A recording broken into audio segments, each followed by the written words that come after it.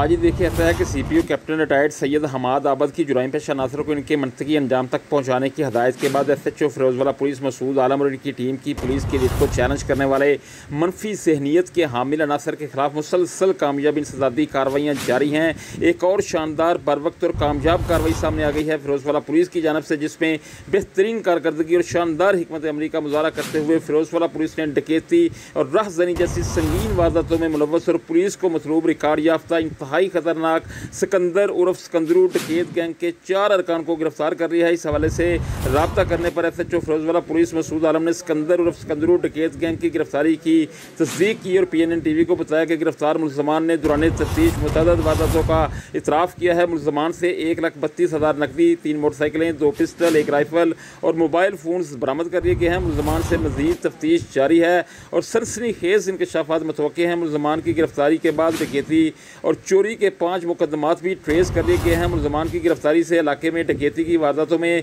नुमायाँ कमी होगी। दूसरी जानब इलाका थाना फिरोजवाला के अवामी समाजी हलकों खुसूसन मुद्दईयान मुकदमा ने एक बार फिर बेहतरीन कारकर्दगी का मुजाहरा करने पर एसएचओ फिरोजवाला पुलिस मसूद आलम को भरपूर खराज तहसीन पेश करते हुए CPO captain retired Syed Hammad Abid Raza Kasbi का शुक्रिया अदा किया है।